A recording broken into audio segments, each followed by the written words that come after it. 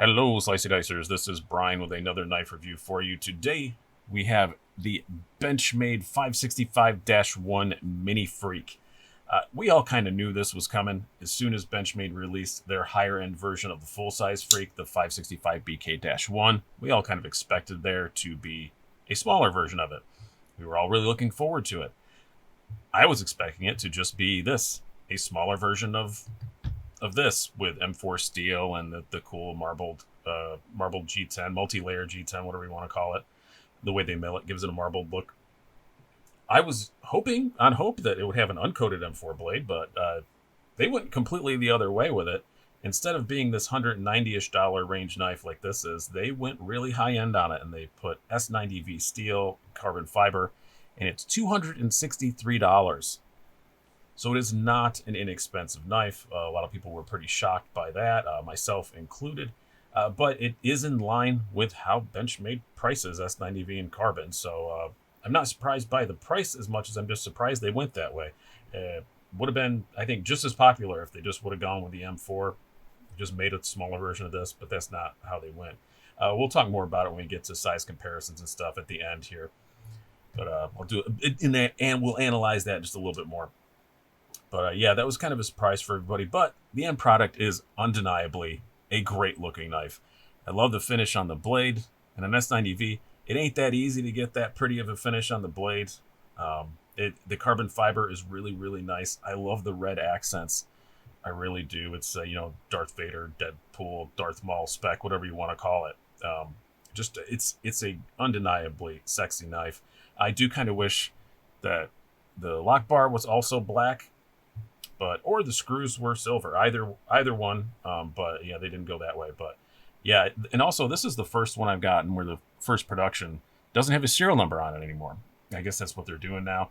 Kind of bad for collectors if you're one of those guys who enjoys trying to chase down a really low serial number. But I'll compare it to, because my Super Freak is first production as well. So this is what it used to look like. You used to get another line there, with the number. Now you don't get that anymore, and I'm personally okay with it. It's less billboarding on the blade, but I can understand why, some collectors might be upset that they want a serial number on it. So there's that. But it also does come with the standard split arrow. We're not calling it the other name for the clip, which we'll talk heavily about when we get to the ergonomics. But yeah, undeniably great looking knife. And this one, came perfectly centered, good quality, all that stuff. I did get this one. This one I just bought direct from Blade HQ. So it wasn't like it was a pre-order. So there was no one, checking to make sure I got a good one for video or anything like that. And there's no blade play, anything. Quality on it is outstanding. But let's do some specs and some more size comparisons before we get too much farther here. You have an overall length of just over 7 inches, blade length of 3 inches, blade thickness of 0.10 inches, which is nice. They scaled it down just a little bit from the full size, but I do like it when instead of just shrinking the knife in one dimension, you shrink all the dimensions. Handle thickness still pretty thick at 0.59 inches, and a weight, according to my scales, of 2.58 ounces. Now let's bring out some size comparisons. We'll start out with our usual Spydercos. We have a pair of 3 lightweight back in the field in the collection again. We have a pair of 3 lightweight, as I said, and your full size paramilitary 2. So you can see it's even just a little bit shorter than a pair of 3. Your G10 pair of 3 and everything's the same size. And then before we get to the Benchmades, I thought this would be an interesting size comparison because I know a lot of people on my channel are fans of this brand. So we have the Hogue Mini Ritter RSK, or the Ritter Mini RSK made by Hogue, I guess it's the proper way to say it, and the Hogue Deca. So you can see it's just a little shorter, almost exactly the same, and maybe about the same as the Ritter. It's a bit thicker though, obviously, but about the same. Yes, there will be a battle to the death with these two. And then you have the Deca, which is just a little bit larger. Now, bring out the Benchmades. So we have your full-size Griptilian.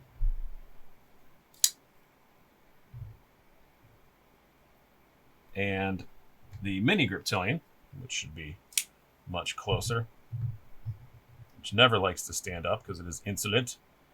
And as you can see, it's just slightly larger than a full-size grip, which is great for me ergonomically because the mini grip has always been just this much too small, and this one is just this much bigger. So it does work in my hand a heck of a lot better than a mini grip does, which is why I was really excited about it. Because the regular Mini Freek has that rubber stuff on it, and I don't like it. Now, we are also going to bring back out the Super Freak and a 940-1, which I will explain why I'm bringing out the 940-1 momentarily. As you can see, it is quite a bit smaller than the Super Freak. I was not expected to be that much smaller. I haven't had the regular Freak against the regular Mini Freak, so I didn't really realize how much of a difference in size that it is, but it is quite dramatically smaller.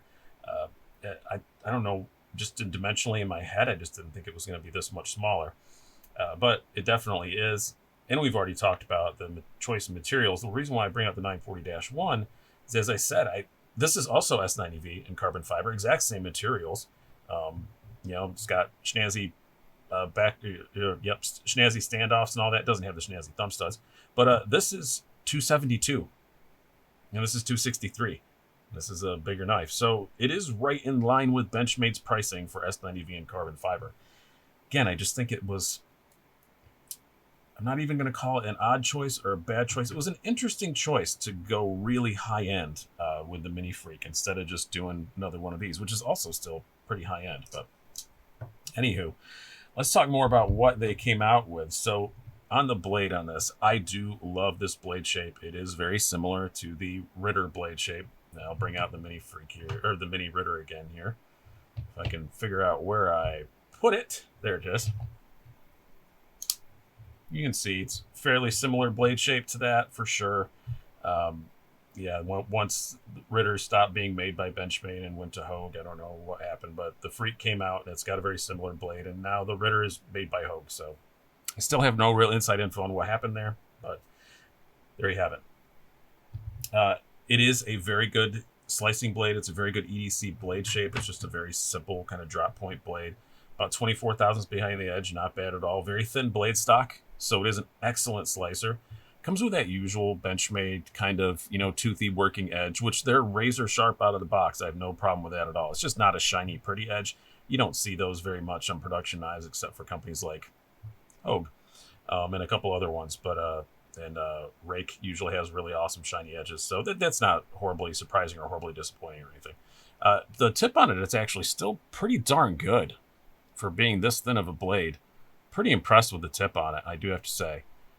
Obviously, blade stock this thin, you're not going to want to do crazy stuff with it, but it's a pretty tough blade for blade stock this thin. Ergonomics, pretty good. It fits my hand really well. Like I said, the mini grip does not. This does. You just get that extra tiny little bit, and it really works. I guess I'll show you here. So I have large size gloves with pretty skinny fingers, but my palms are normal human size. You can see on a mini grip, it's I'm really kind of hanging off the end of it. This reverse jimping on the back here really digs into my hand. I can never get the pocket clip to sit in my hand right. It just does not work. I know it's supposed to be such an amazing ergonomic knife, but the Mini for me does not work. Full size works fantastic. Full size is one of the most comfortable knives I've ever used, but the Mini does not blow my skirt up, where this is just big enough that it completely fits. And with the stock clip on it, it's very comfortable. I can feel the clip is there. It's right here up on the ramp, but it's definitely not what I would call a hot spot. This jimping up here works extremely well. And a little bit down here, and that's all you really need. You're really locked into it. It's a very secure feeling knife. Now, one thing I was disappointed by is I tried to put a deep carry clip on it. I thought this was screaming for a bug out clip, and I thought, great, I have an extra bug out clip. I'm gonna have a nice deep carry knife, but no, it is an ergonomic nightmare with a deep carry clip on it. I would suggest you don't even bother trying because it sticks up so high. Here we'll compare with this is one of the longer deep carry clips. Probably not what I would use, but still. I don't know if it's going to come across here. I'm trying to line them up. You can see how tall that is and right back towards the end of the handle. It's fine on the full-size Freek. This is not the stock full-size Freek clip or Super Freek clip, by the way. It does come with a regular one, but you can see it's kind of off. I don't know if I can bend my hand that way. It's kind of off the end of my hand. Like the highest spot there is off the end of my hand, so it's not that big a deal. But on the Mini, it is definitely not off the end of my hand. It is right square, pushing on my palm, and that ain't no good. That ain't no good for nobody. It's really uncomfortable. So I was really disappointed by that. I tried this clip. I tried the bug out clip. None of them worked ergonomically for me. Pretty huge hot spot. So that was kind of disappointing, but it does still carry pretty well. We have put it in Yo Levi's. You new Levi's, I guess I should be calling. It rides pretty high. I'm not in love with that. It doesn't ride as high as, like a Para 3 with the stock clip or anything like that, but it ain't far off. Yeah, I'm really not in love with the way that it rides, but it is still very lightweight, super easy to get your hand past. It is a very thick handle, but I don't really feel like I notice that because it's short enough of a knife. I just don't really notice it. On a larger knife, I would probably notice it more, but on this one, I'm not really noticing the thickness too much. But yeah, I do wish there was some kind of deep carry option, but I just don't think it's going to work with this handle design. I don't think it's anything about them not providing a deep carry clip for it. I just don't think anything's really going to work that great, at least not for my hands. Deployment is typical Benchmade. It's great. I haven't done anything to this, and it's just smooth as the day is long.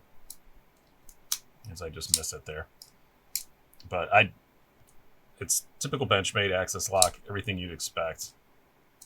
You can do the cool, wristy flicky stuff too. So I no complaints about the action at all. So overall, what do I think of this knife? I really, really like it. I'm gonna keep it. Actually, I accidentally wound up with two of them, and I did sell one of them. That's a long story, but I'm gonna keep it, and I do really like it. I just not sure about the choice they made with it. I guess I would have rather seen a smaller this than a more expensive this. So maybe this will still be coming. Who knows? Maybe a smaller this will still be coming. We shall see. Before anybody types in the comments, I can't find them anywhere. Yeah, they're out of stock right now. First production went and they were gone. They'll be back. This is a regular full-on production knife that Benchmade is going to keep making for quite a while. So just be patient. They'll be back again. But yeah, I just don't get the choice. I mean, it's really nice. And I'm willing to pay that much for an S90V carbon Benchmade because I've had this 940-1 for quite some time. This is actually my second one. I had one and I sold it. I got another one. So I think that the materials are probably worth the money, but they're pushing it. And honestly, when I got this one, I think it was a little less than $272. I think they were still like $250 when I got this one. But Benchmade prices have crept up over the years. So I guess I just don't understand the choice. They're not charging more for it than they are for any of the other S90V carbon knives, and they have been doing some pretty reasonably priced stuff lately. Like I think the Super Freek is pretty reasonably priced. But this one is just kind of, I'm not so sure about that one. So, but I hope you guys have enjoyed this. I've been Brian. Have a good one.